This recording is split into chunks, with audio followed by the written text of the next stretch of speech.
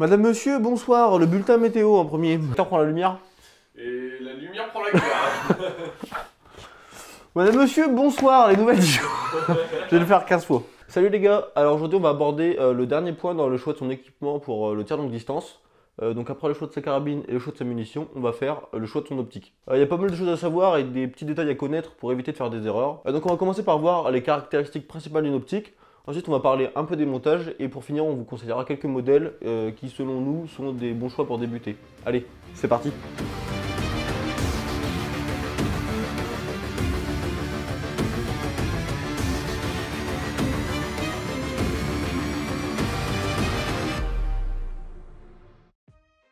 Alors, une fois n'est pas coutume, c'est un sujet qui est très vaste et dans lequel il y a beaucoup de choses à dire, donc on vous laisse un sommaire pour vous retrouver tout au long de la vidéo. Avant de démarrer, c'est important de préciser que les avis peuvent changer d'un utilisateur à l'autre et que ce qu'on va vous donner là, c'est notre avis à nous. Du coup, les avis peuvent diverger en fonction du budget de chacun, de la sensibilité à la qualité optique et de pas mal d'autres choses. Bon, alors comme d'habitude, on va parler du facteur limitant principal, le prix. C'est étonnant ça, dis donc. Alors il y a tout un débat autour du prix à mettre dans une optique, comme quoi il faudrait mettre le même prix dans son optique que dans sa carabine, et je voudrais nuancer un peu le propos. Alors il faut savoir que déjà, oui, une optique, c'est quelque chose qui est assez cher, mais il faut voir ça comme un investissement sur le long terme, puisque autant une carabine, vous allez l'utiliser et elle sera naze au bout de plusieurs milliers de coups et quelques années, alors qu'une optique, si elle est de qualité, vous pouvez la garder toute votre vie, donc il faut vraiment le voir comme ça. Mais il faut savoir que pour la très grande majorité des tireurs, on va dire lambda, qui ont des utilisations normales, une lunette très haut de gamme, va rien apporter de plus qu'une lunette, on va dire, moyenne gamme, à part de la qualité optique et le plaisir d'acheter un objet qui soit, j'ai envie de dire, de luxe. En effet, on voit de plus en plus de lunettes, on va dire, d'entrée de gamme ou de milieu de gamme qui sont garanties à vie et avec des caractéristiques qui sont tout à fait intéressantes pour la pratique du tir. Donc pour donner une petite fourchette de prix, on va dire qu'on commence à trouver des optiques qui sont intéressantes pour le tir longue distance à partir d'environ 400 euros. Et la qualité s'améliore avec le budget jusqu'à 1300-1500 euros. Budget au-delà duquel on va payer la qualité supplémentaire très cher par rapport à ce qu'elle apporte. Donc c'est vraiment... Non, on s'arrête à ce qu'elle apporte, c'était très bien. Donc on parle de quelques optiques que je te conseille juste à la fin. Le premier point à évoquer quand on parle d'une optique de tir, c'est l'unité des clics. Donc on retrouve deux unités d'angle, soit le radian, soit la minute d'angle. Ce sont des unités qui permettent d'exprimer un angle, donc des longueurs à différentes distances. Alors un radian, c'est 10 cm à 100 mètres. Donc pour un Européen, c'est très pratique parce que ça tombe rond, ça tombe juste. C'est pratique. Et ça tombe juste. Et c'est très pratique. Et une minute d'angle, c'est 1 pouce à 100 yards. Donc c'est environ 2,5 cm à 91 mètres. C'est des unités qui parlent plus aux gens qui utilisent le système impérial, donc les Anglais et les Américains. Mais ça ne nous parle absolument pas à nous, Européens. Ça te parle toi, Benjamin? Ouais. Toi, t'as fait un américain dans l'âme aussi. Quand je suis sorti, ils m'ont dit tu fais 2 pouces et demi. Donc le diminutif de minute d'angle qu'on retrouve souvent écrit, c'est MOA, donc MOA pour Minute of Angle.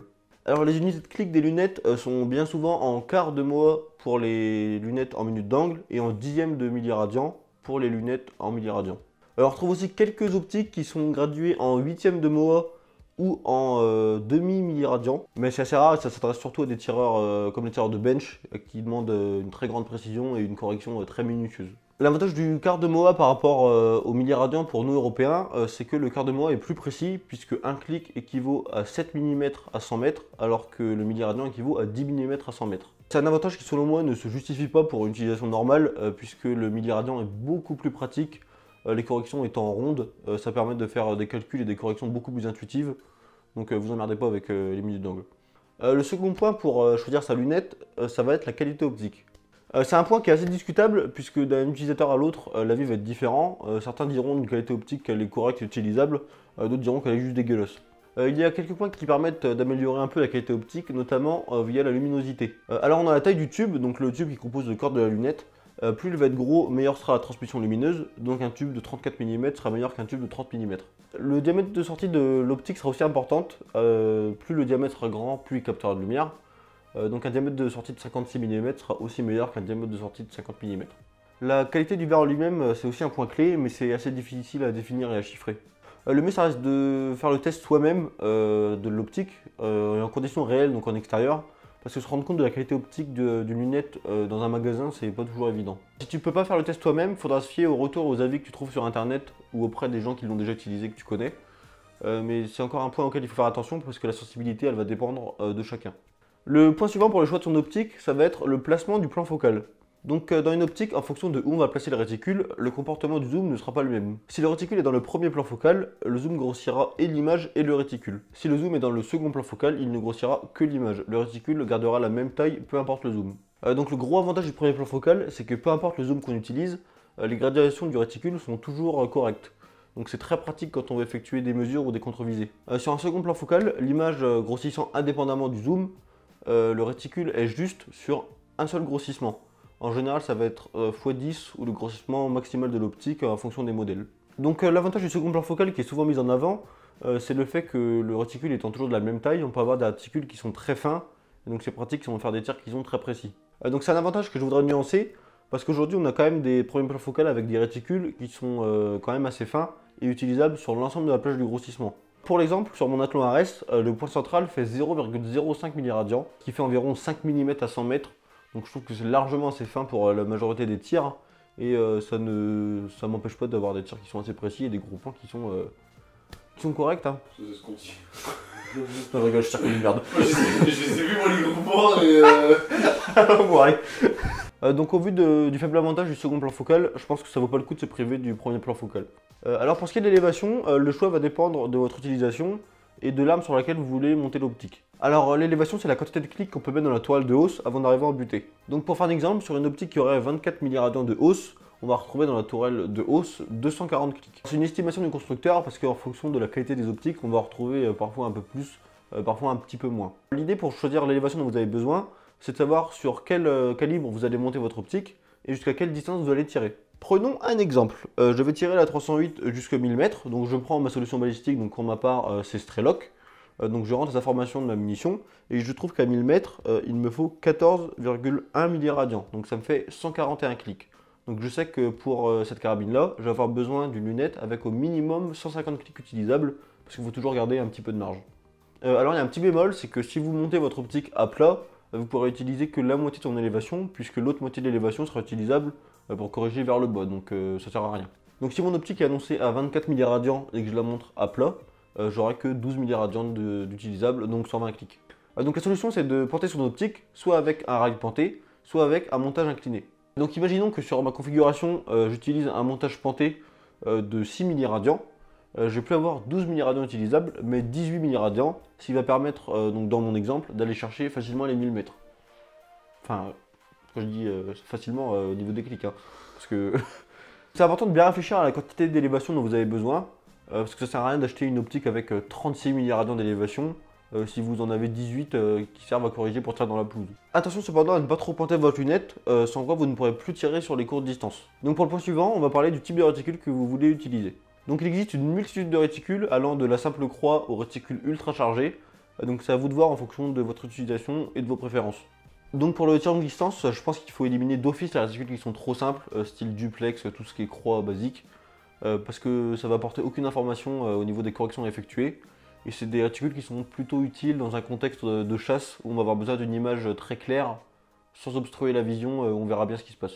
Donc si vous voulez un réticule qui soit peu chargé, mais sur lequel vous aurez quand même des informations, la base ça reste le 1000 dot et toutes ses variantes, qui sont une croix avec des indications donc en milliradians, donc très pratique. Si vous voulez un réticule avec encore plus d'infos, la base ça reste les réticules qu'on appelle type sapin de Noël à cause de leur forme.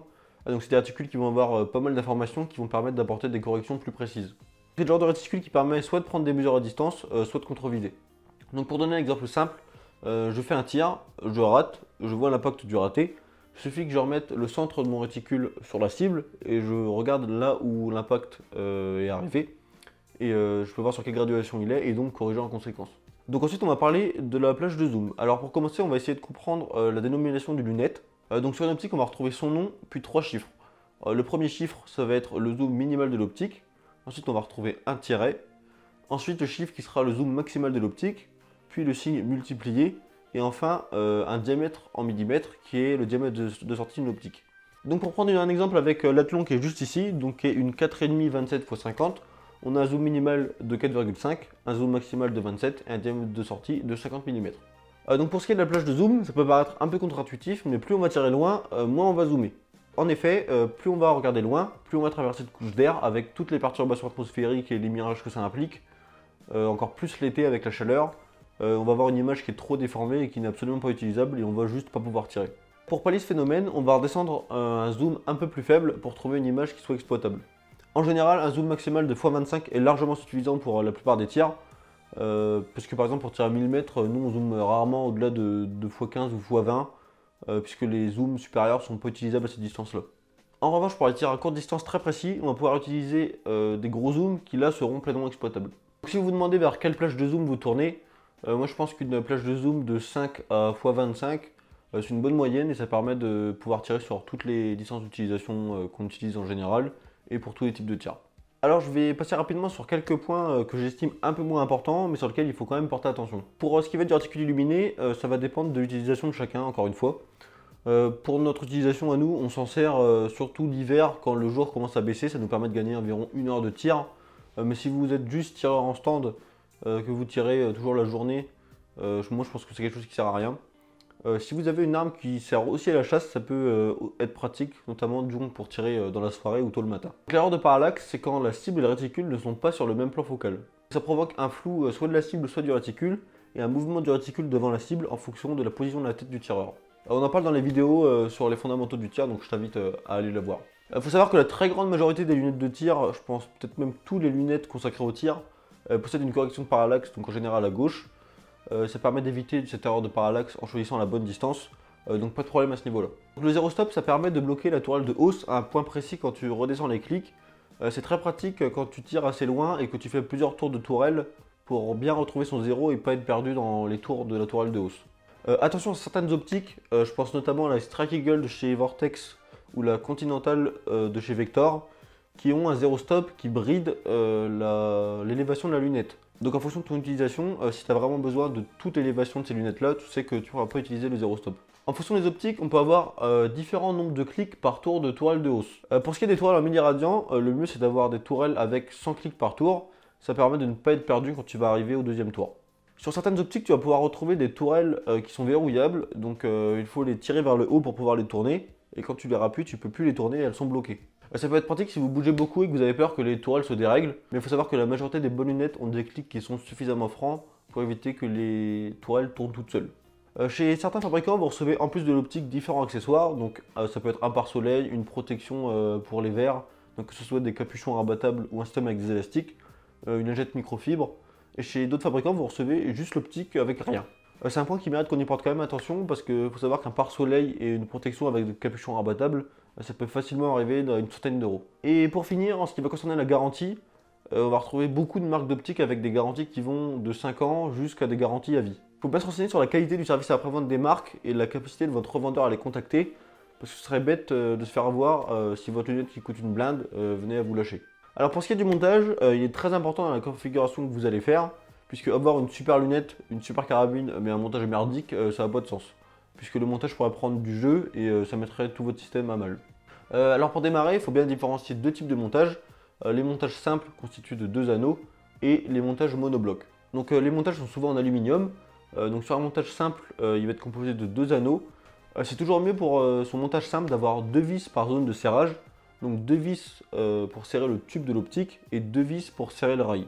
Un montage monobloc, ça va permettre plusieurs choses. La première, c'est de pouvoir ponter son optique, soit parce que tu ne trouves pas de rail ponté qui va sur ta carabine, soit parce que tu veux ponter encore plus ton optique. Donc le deuxième avantage d'un monobloc, ça va être de pouvoir monter et démonter ton montage avec ton optique sans trop bouger, voire sans même bouger ton zéro.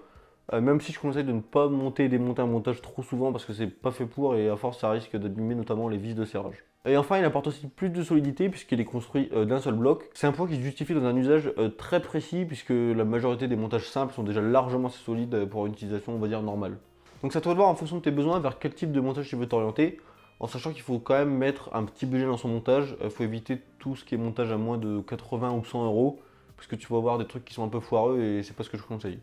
Mais peu importe le montage que tu vas choisir, il faut bien vérifier sa hauteur, puisque si ton montage est trop bas, l'avant de ton optique va buter soit sur le canon, soit sur le garde-main de ta carabine, et tu pourras juste pas monter ton optique. Ce serait con quand même. Il faut aussi éviter que ton montage soit trop haut, parce qu'un trop grand anthrax entre le canon et le centre de ta lunette va encore augmenter la parallaxe. Pour ce qui est des modèles qu'on te conseille, c'est délicat dans le sens où il y a une multitude de possibilités, et c'est très difficile de pouvoir tous les tester. Donc je vais te donner mon avis en fonction d'optiques soit que j'ai pu tester, c'est pour lesquels j'ai eu des retours que je sais fiables et en lesquels j'ai confiance.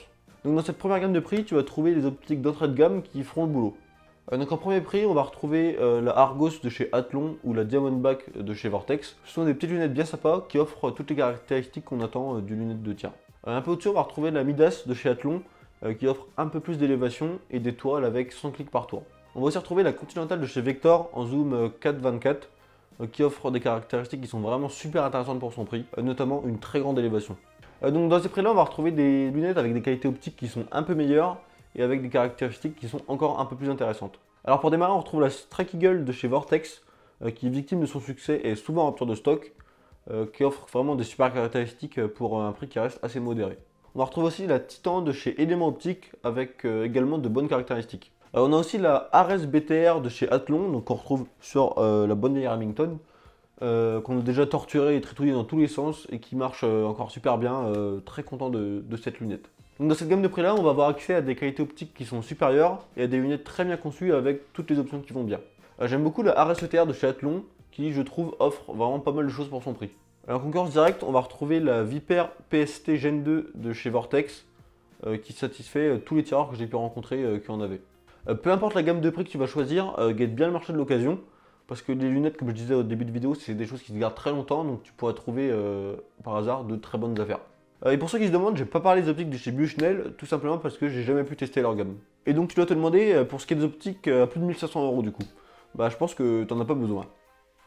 Au-delà de 1500 €, bah achète pas ça en fait et commence à investir. Commence à acheter une maison, une bagnole et nourrir tes enfants en fait. Arrête d'être une merde. Plus sérieusement, tu vas rentrer dans une gamme de prix où l'amélioration que tu vas payer va coûter très cher par rapport à ce qu'elle t'apporte. Alors si tu as les moyens, si tu veux faire de la compétition et que tu veux juste le meilleur, ou simplement si tu veux un beau bijou, tu pourras trouver chez Schmidt & Bender, chez Leupold, chez Marsh, chez Night Force ou même chez Zero Compromise des optiques de fou qui, c'est sûr, te satisferont. Mais si tu peux pas mettre 2500 € dans une optique, pas de souci, tu vas trouver du super matos dans une gamme de prix beaucoup plus abordable. Mais n'oublie pas que contrairement à une carabine, ton optique tu la garderas peut-être toute ta vie, alors réfléchis bien. Bon, bah, je crois qu'on a déjà survolé pas mal de points, donc si tu as d'autres questions, n'hésite pas à nous les poser en commentaire. Et pour tous les autres, je vous dis à jeudi prochain. Non, je déconne, nous c'est mercredi. A plus les gars.